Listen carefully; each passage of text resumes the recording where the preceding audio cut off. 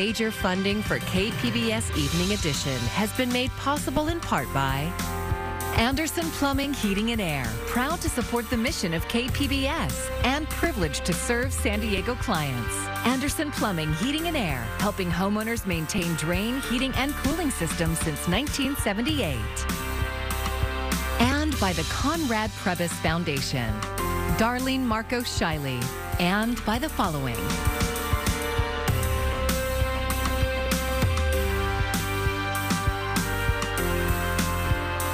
By viewers like you.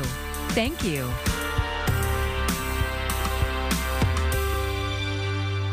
Good evening. It's Wednesday, December 15th. Thanks for joining us. I'm Maya Trabulsi. Today is the first day California's new mask mandate goes into effect. But are people complying, and how are frontline workers dealing with the mandate? KPBS reporter Kitty Alvarado spoke with local shoppers and the union that represents thousands of retail employees to find out. It's the week before Christmas. Shoppers are busy preparing for the holidays and now are required to wear masks indoors in public places, regardless of vaccination status. We may be divided on mask wearing, but people on both sides are frustrated. I'm absolutely sick of it. I mean, I'm at this point, it's like, what are we doing here, you know? Like, I'm definitely like, until someone makes me do it, I'm not going to do it. The pandemic's still around. People are dying. I don't know why people complain about it. If masks help with the spray, everybody must do it to keep everybody safe.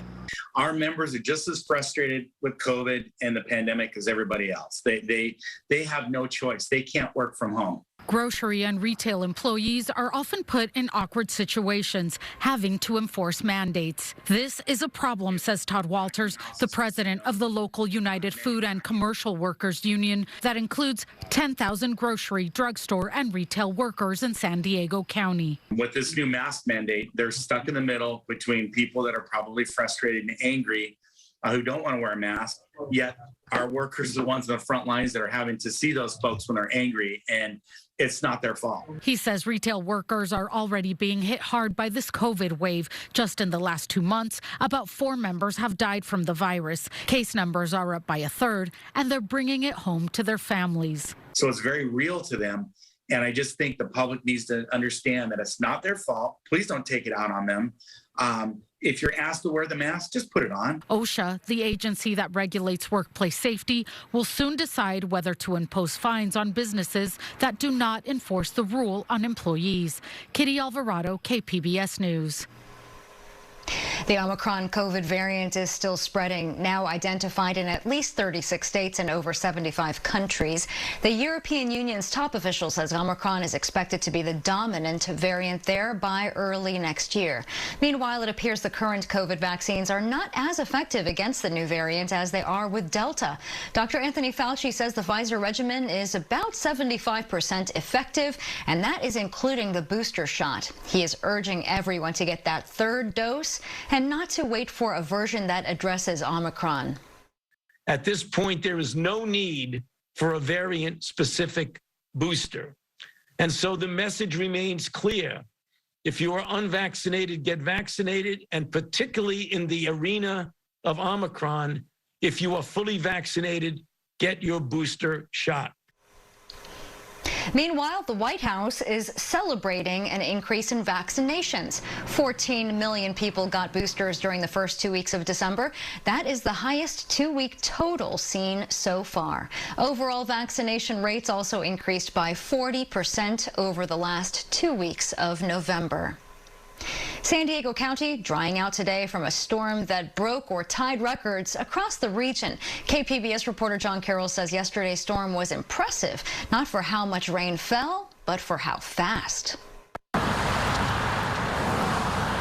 Today's sunny skies around San Diego County bring back the lyrics to a great American song. What a difference a day made. 24 little hours. The torrential rains and high winds of Tuesday all but a memory now. But as the rain fell, so did some records around our region. Escondido, 1.48 inches of rain. The old record was 0.64 in 1915. Ramona, 1.45 inches. The old record, 0.21 in 2001. The records are for a 24-hour period in December. Still, National Weather Service meteorologist Alex Tardy says that's not the most important aspect of yesterday's storm. I think it's more important, more significant that all that occurred just in an hour or two. After a November where we didn't see any precipitation at all, Tuesday's storm really helped us get close to where we should be at this time of year. But in some parts of the county, all that rain coming that fast had consequences. Places like San Marcos, Escondido had street flooding. The San Diego River in Mission Valley got to 9.5 feet. When it comes to flooding in urban San Diego, the usual suspects didn't disappoint, like Mission Beach. The wind was blowing, sand all over, and then we get the rain. It was pouring down here a lot. The rain was coming down so hard at one point that Mike Sultan did something he rarely does before closing time. He closed the doors. But Mike Sultan has been here for about 40 years. He's seen much worse. This is what it looked like on the Mission Beach Boardwalk one winter day in 1987. That time, the water was taking over the whole area. A few inches of snow fell in the higher elevations of the county. This picturesque scene is from Mount Laguna. But by today, under sunny San Diego skies, it was hard to see any snow on the mountains. Alex Tardy says we might get a bit more rain Thursday night, but nothing like Tuesday's soaker. John Carroll, KPBS News. Some good news for skiers and snowboarders. That storm system brought a foot of fresh snow to Big Bear. State Route 38 reopened this morning, allowing access to the mountain, but Caltrans warned drivers to bring their chains. Coming up on Evening Edition, we'll have your complete weather forecast. This morning, a new homeless shelter opened in the Midway District as officials are dealing with rising numbers of people living on the streets. KPBS reporter Matt Hoffman says this shelter is smaller than others, but is designed to help those with the most pressing needs.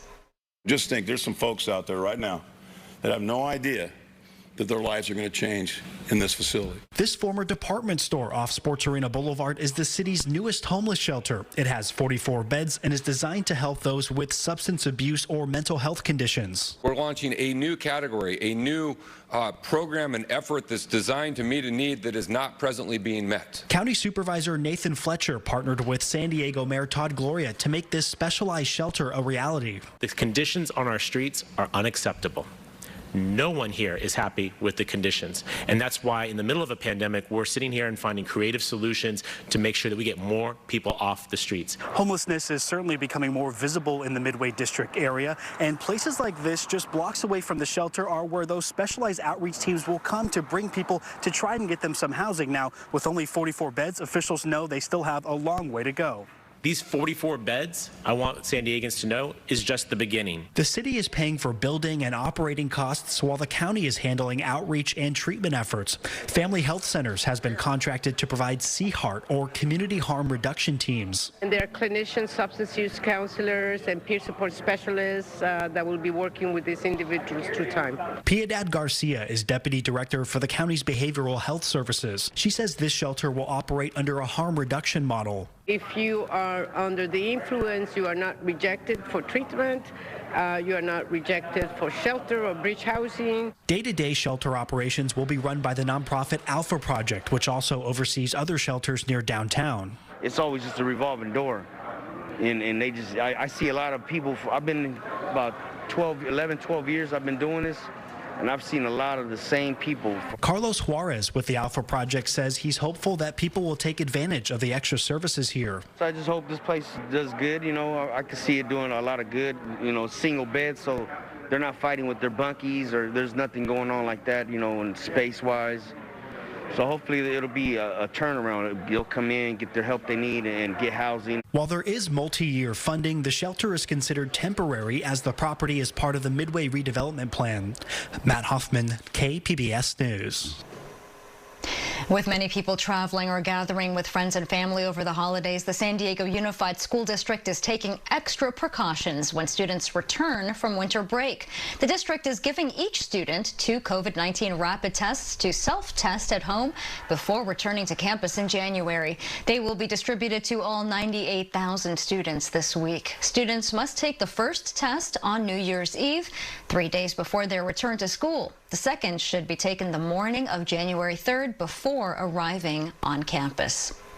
San Diego Unified search for a new superintendent has produced the 2 final candidates. KPBS education reporter MG Perez says they include a familiar name and an award-winning educator from the Pacific Northwest.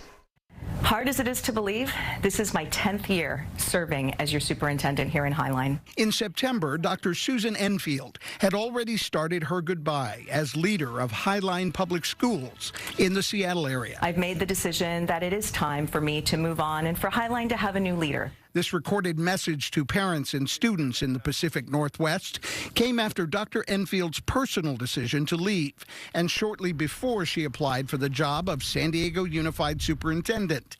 She is now one of 2 finalists announced Tuesday night at the Board of Education meeting. This is the update on our superintendent search. Outgoing board president Richard Barrera made the formal announcement, which also included the name of interim superintendent Dr. Lamont Jackson.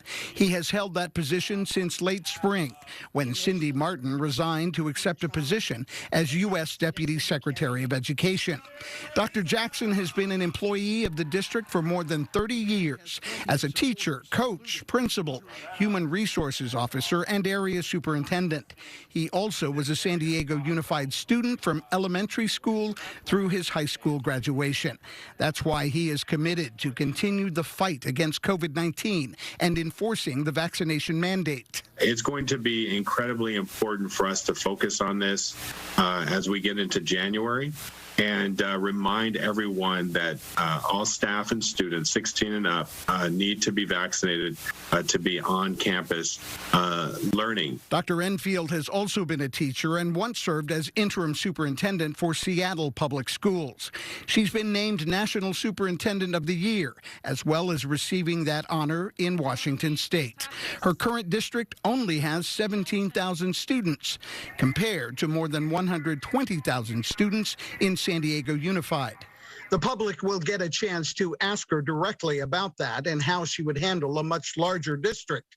Both candidates will spend January 10th facing community questions and concerns at forums throughout the day. MG Perez, KPBS News. 2 years ago, San Diego County District Attorney Summer Stephan introduced a new training program aimed at reducing police shootings countywide. KPBS investigative reporter Claire Tregesser says while some departments have trained more of their officers than others, there is hope it has sparked the beginning of a culture change. A warning: the story contains some graphic images. In January 2020, 2 San Diego police officers saw Toby Diller walking in Oak Park with an open container. When they pulled their SUV over, Diller started running away. The officers jumped out of the SUV and chased him, yelling, "Stop! Stop!" They caught up to him and tackled him. Then one of the officers shouted, "He's got my gun! Shoot him!" Officer Devian Johnson then shot Diller in the head, killing him instantly.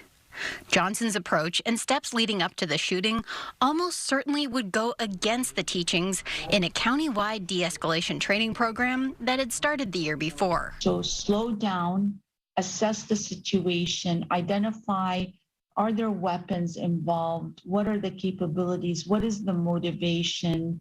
And what are your capabilities that can de-escalate? The 8-hour training course teaches officers to avoid situations that lead to shootings. We know not everything can be slowed down because you are dealing with an immediate, imminent threat. What we're talking about is the things that I see on body-worn camera, where you can see that things could be slowed down. It's too soon to tell whether any of the training is having an impact on the number of officers countywide who shoot suspects. But Stephan says, in cases where an individual is not armed or is not armed in a way that is going to cause serious bodily injury, that just their behavior is of concern, seeing a different interaction and less lethal force used, that would be a win. As of this month, more than 3,000 officers across 19 departments have taken the course. The glaring exception, the San Diego County Sheriff's Department. None of the department's 2,600 sworn deputies have taken the DA's training. Instead, sheriff's deputies completed a separate training that is just 14 minutes and 28 seconds long. The department has also updated its existing 8-hour training courses on strategic communication and de-escalation, but so far, just 750 deputies have been through that training. Travis Norton, a use of force expert and trainer, says the length and intensity of the training matter. A 2-hour video is not going to give you what an 8-hour day where you're interacting with an instructor, you're doing decision-making exercises, you're actually having to work through problems that you could encounter out in the field to help, again, create that artificial experience. Sheriff's Department officials wouldn't agree to an interview for this story. This is a far cry from the situation up the coast in Berkeley, where the police department has been offering 8 hours of hands-on de-escalation training since 2016. Berkeley Police Lieutenant Joe Okies helped design it. We incorporate that training, as I mentioned, into really all of our use of force training. There's a component of it, and including, as I said, the most recent training that we did. So it's reinforced there. The hope is de-escalation training would become like body-worn cameras, which officers resisted at first, but now embrace because of the accountability it brings to their jobs. So says Darwin Fishman, a leader of Racial Justice Coalition of San Diego. It actually strengthens the police force. It strengthens the community-police relationships. It really has a better impact on crime, and it creates a more healthy community. He and other activists say these small steps are important, but a far larger driver of change comes from the community. Claire Tregesser, KPBS News. And to see more of our reporting on police, you can go to kpbs.org/police records. President Biden got a first-hand look at the tornado destruction in the Midwest. At least 88 people were killed in the 8 states impacted by the storms, and more than 100 people are still unaccounted for. Krista Wynn has the latest. As residents in Kentucky cope with death and destruction in the wake of tornadoes and severe storms. For me, it's not Christmas. I mean, I can't believe this happened. President Joe Biden traveled to the Bluegrass State Wednesday, getting a first-hand look at the devastation. The president arrived in Fort Campbell for a briefing, followed by visits to Mayfield and Dawson Springs, 2 of the town's hardest hit. The scope and scale of this destruction is almost beyond belief. These tornadoes devoured everything in their path. Over the weekend, at least 88 people were killed in the storms impacting parts of the Midwest and the South, including at least 71 in Kentucky, according to state officials. More than 100 people in Kentucky remain missing, with thousands more still without power. 4 FEMA search and rescue teams are working here in Kentucky right now. For those without power, FEMA's already provided 61 generators. The Army Corps of Engineers has a temporary power install teams ready to assist if needed. And we've provided critical supplies thus far, and a lot more to come. In Washington, Chris Wynn, KPBS News. And the danger may not be over. Tonight, the National Weather Service is warning people in parts of Minnesota, Iowa, and Wisconsin of severe storms and possible tornadoes. The agency calls its forecast unprecedented for this region this late in the year.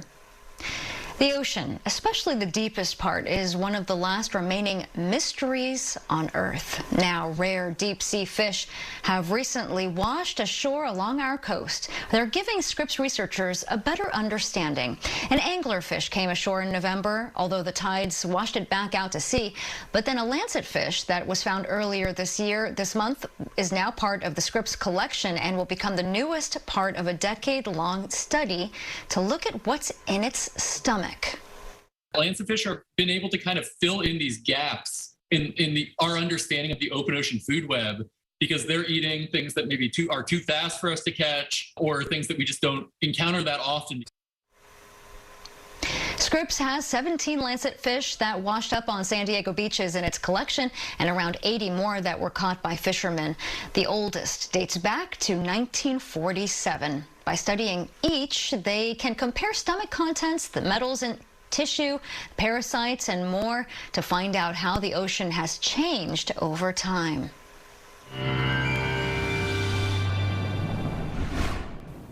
Hope you're having an excellent day, and thanks for tuning in. I'm Marvin Gomez with your KPBS forecast. Let's talk about the next couple of days in Southern California. Patchy frost is possible in some of the valleys for the next couple of days. Coastal showers are going to be with us as we head into our Thursday night. And of course, we'll be talking about the weekend weather across our area. Here's a quick look at San Diego County for tonight. Temperatures in many spots diving down into the 40s, especially along the coast for San Diego, heading south towards Chula Vista. 40 degrees, a little bit colder in Ramona.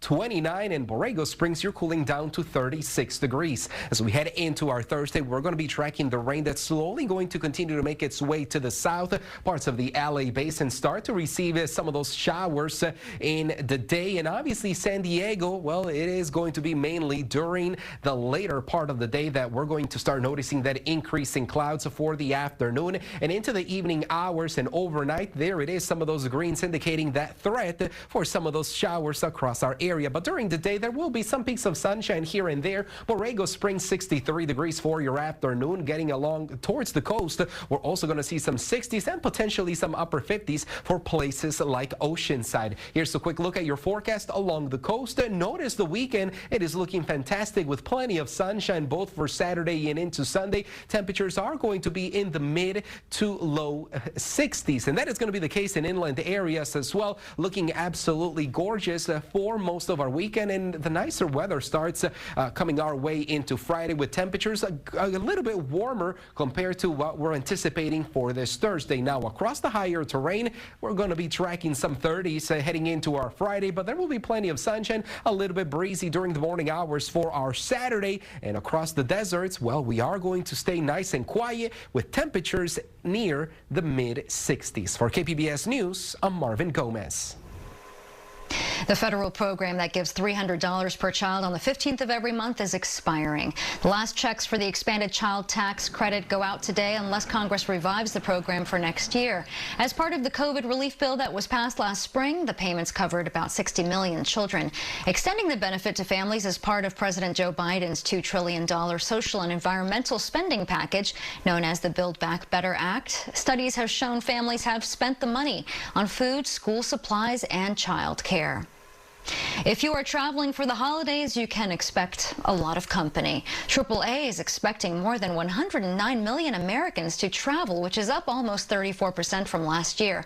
That is close to 2019 levels. With vaccines more widely available than last year, Americans are feeling more comfortable about travel.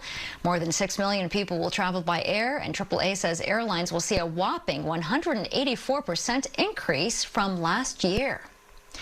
A new report puts numbers on a trend we've been hearing a lot about, that people are leaving California in greater numbers since the COVID pandemic. KPBS reporter Claire Tregeser says the same is true in San Diego County. On a warm day a few months ago, Vanessa Houston and her mother packed up their apartment in El Cajon. Their landlord had just raised the rent, and they couldn't afford it. Then the Houstons decided to leave California altogether. I decided I'm just going to put all my stuff in storage. And as I put it in storage, I'm just going to keep it there in storage. So I'm leaving California because the price of living is very expensive. They are part of a bigger trend. The number of Californians leaving for other states has increased by 12% since the start of the pandemic, while the number of people moving to California from other states has dropped by 38%. And San Diego County is among the top 10 counties in the state that have lost the greatest percentage of people, after counties such as San Francisco, Santa Clara, Alameda, and Los Angeles. That's all according to new research from the nonpartisan organization California Policy Lab. Evan White is the co-author. He says in San Diego, exits are up by 8%, but the biggest change is that entrances from other states into the county of San Diego are down by 39%. There are likely many reasons for this, costs being a big one. White says there are negative consequences, such as losing federal electoral power and federal funding. But I think there are other potential benefits. Lower population could decrease demand for housing, for example, and thereby lowering housing prices. But those future price dips won't help people like Vanessa Houston, who are already moving out of state. Claire Tregesser, KPBS News.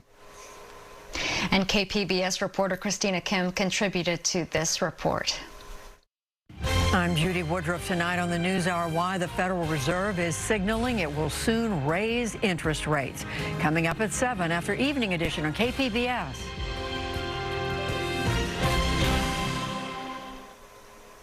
Southern California residents are being offered a deal to visit the happiest place on earth. For 2022, Disneyland Resorts is bringing back a special weekday ticket for visits starting on January 3rd.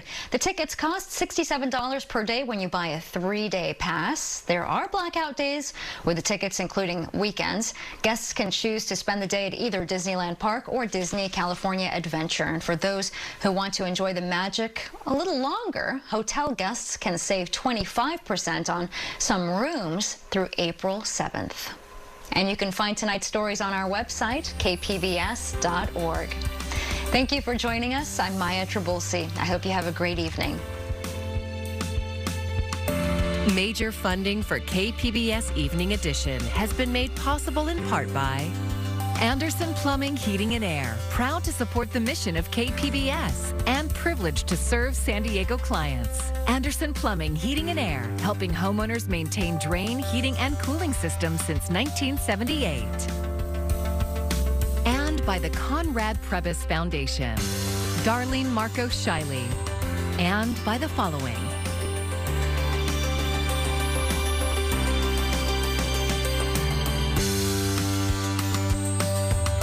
By viewers like you. Thank you.